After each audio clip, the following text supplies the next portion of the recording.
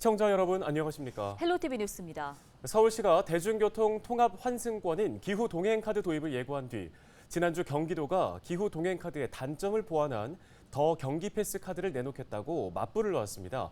인천시도 자체 할인 제도를 마련할지 정부와 서울시의 할인 제도를 따라갈지 해법을 찾는 모습인데요. 네, 자세한 소식을 이관성 기자 화상 연결해서 들어보겠습니다.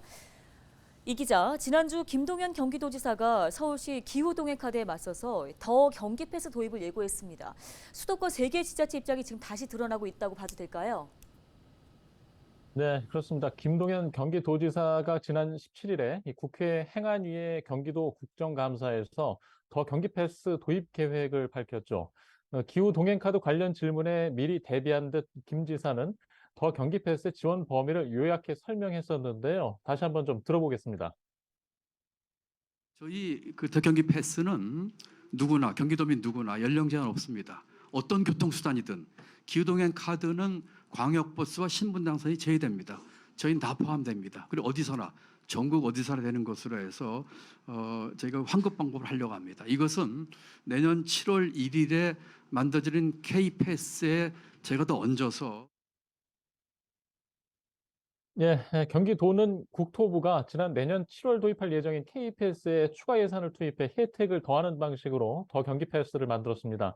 서울시의 기후동행 카드를 쓸 수 없는 신분당선과 광역버스 노선을 비롯해 전국 모든 대중교통수단에서 이용할 수 있다고, 또 매달 정기권을 따로 충전할 필요도 없다고 설명하고 있습니다. 정부의 K패스는 월 21회 이상 대중교통 이용객의 60회 한도에서 일반은 교통비 20%, 청년 30%, 저소득층은 53%를 환급하는 계획인데, 더 경기 패스는 K패스의 월 60회 대중교통 이용 한도를 무제한으로 바꿨습니다.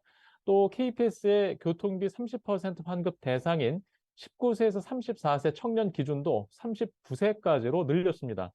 경기도는 더 경기 패스가 서울시가 내놓은 기후동행 카드보다 월등하다는 점을 강조하고 있습니다. 네, 지난 9월에 서울시가 기후동행 카드를 발표한 뒤에 사실 경기도와 인천시는 바로 유감을 표명한 바 있습니다. 새 지자체의 실무 협의가 지금 이어지면서 경기도와 인천시가 서울시를 따라갈지 좀 관심이 컸는데 결국은 좀 이렇게 방향이 달라지게 되는 것 같습니다. 경기도의 입장은 나왔는데 인천시의 입장은 그럼 어떻습니까? 서울시의 기후동행 카드에 이어서 경기도의 더 경기 패스까지 등장하자 시는 인천시는 상당히 못마땅해하는 표정입니다. 민선 8기 취임 이후 수도권 문제를 함께 풀자며 지자체 장들이 주기적으로 만나온 상황인데요. 사전 협의 없이 서울시와 경기도가 잇따라 대중교통 할인 정책을 발표하니까 혼란을 키우고 있다는 주장입니다. 유정복 인천시장의 발언도 좀 들어보겠습니다. 인천하고 서울하고 경기도는 같은 생활권입니다. 그래서 이번에 서울시에서 이렇게 발표를 하는 게 다소 유감스럽습니다. 왜냐하면 우리가 주기적으로 만납니다. 벌써 4번을 만났습니다. 그러면 이거야말로 같이 협의해서 공동으로 추진해야만 될 일인데.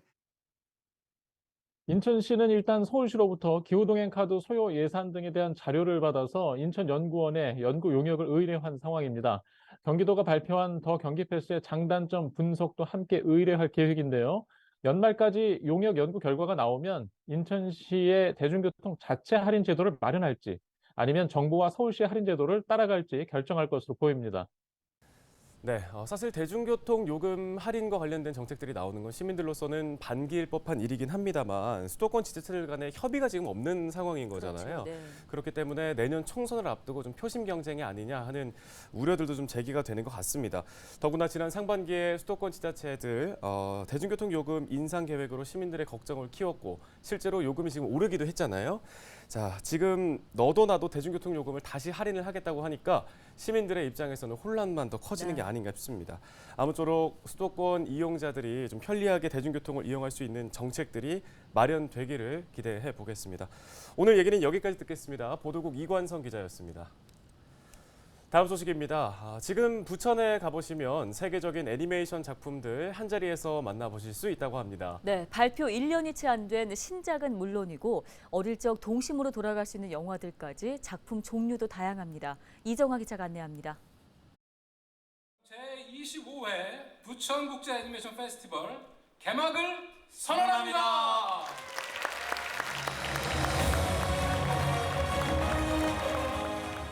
부천국제 애니메이션 페스티벌 비아프가 영화제의 시작을 알립니다. 올해 중심 주제는 귀환, 곧 친근함으로도 해석됩니다. 누구나 익숙하게 알만한 작품들이 대거 등장했기 때문입니다. 개막식에서는 일본 인기 애니메이션인 하울의 움직이는 성 주제곡 연주가 축하 무대로 선보이며 눈길을 끌었고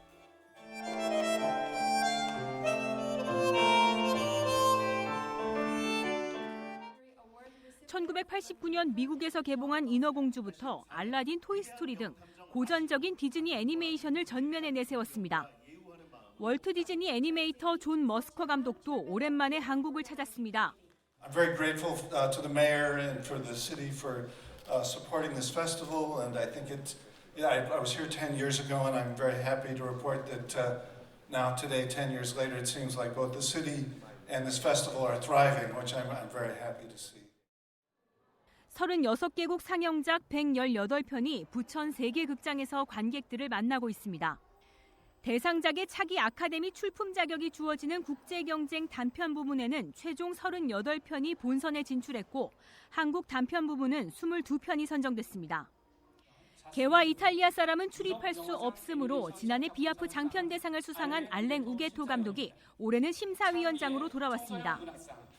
지난해 대상 수상자가 다음해 축제 기획에 참여하는 전통에 따라 감독은 올해 스톱모션을 활용한 홍보 영상과 포스터를 제작했습니다. Merci à tous les membres du jury qui m'ont accompagné. Dans ces films que nous allons découvrir ensemble, nul doute que nous allons voir de belles et grandes histoires, des trésors, des pépites, et je l'envie déjà de les découvrir. Merci encore de votre accueil. 다양한 부대 행사도 마련됐습니다. 영화제 학술 포럼과 청소년 e스포츠 대회를 비롯해 그림 형제 동화 작품을 미디어 아트로 재창작한 사파도 공개됐습니다. 부천 필하모닉 오케스트라의 디즈니 애니메이션 OST 콘서트는 지난 주말 부천 아트센터에서 열렸습니다. 아카데미 공식 인증 영화제로서 이번에도 특색 있는 영화제를 진행할 텐데요. 이번에 또 디즈니 100주년을 맞이해서 그 디즈니와 함께하는 아주 가족적이면서 아주 재밌는 시간이 있을 것 같습니다. 시승격 50주년을 맞은 부천에서 절반을 함께 해온 25번째 비아프는 24일 상영을 끝으로 막을 내립니다. 헬로티비 뉴스 이정아입니다.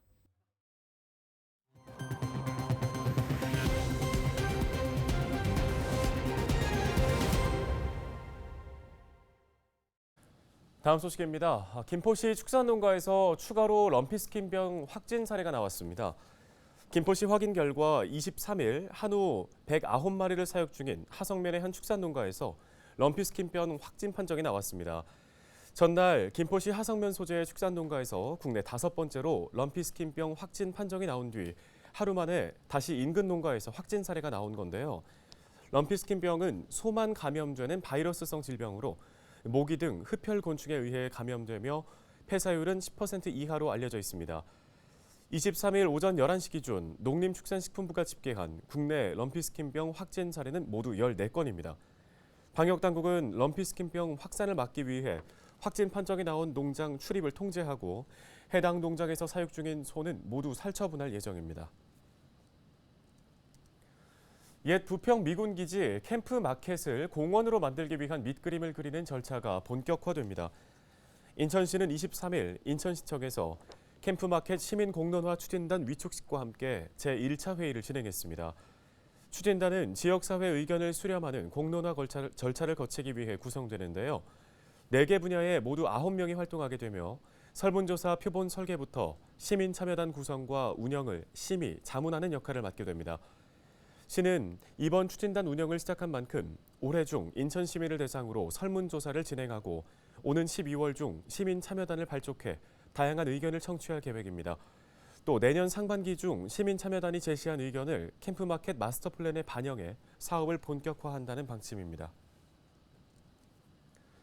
전국 최초로 인천에 통합 스마트 하수도 시스템이 구축됩니다. 인천환경공단은 환경부 선도 사업으로 통합 스마트 하수도 시스템 사업이 지정돼 사업비 545억 원 가운데 70%를 국비로 지원받는다고 밝혔습니다. 통합 스마트 하수도 시스템은 인천 지역에서 발생하는 하수의 배출부터 이송, 처리, 재이용에 이르는 전 과정에 걸쳐 빅데이터를 구축해 침수 피해를 예방하고 하수 관리를 체계화하는 사업입니다. 현재 실시 설계가 진행 중이며 2025년까지 구축을 완료해 시행할 계획입니다.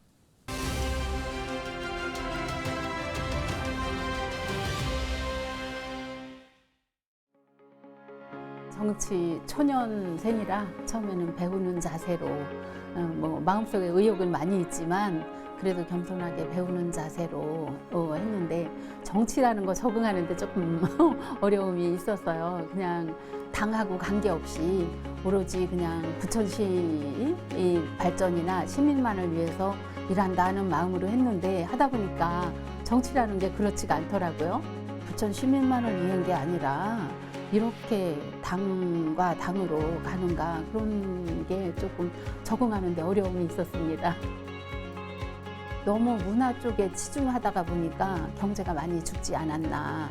여러 가지 사회적인 그 영향도 있었겠지만 경제가 너무 많이 침체된 것 같아서 굉장히 안타깝고 지금은 재정자립도가 30%도 깨져가지고 28.3% 정도 가고 있는데 경제를 좀 앞세워서 예산이나 그 인원 같은 것도 경제가 그 문화보다 지금 더 뒤에 있어요. 그래서 그런 부분에 대해서 예산도 경제 부분에 좀 더 투자를 해야 될 것 같고 시민분들도 시에 관심을 좀 갖고 시에서 하는 정책이 이게 정말 도움이 되는지 안 되는지 의견을 많이 내주셨으면 좋겠습니다.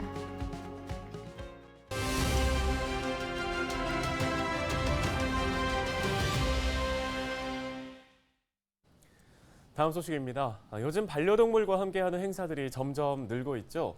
11월 5일 부천시청 잔디광장에서 반려동물 어울림 한마당이 개최된다는 소식입니다.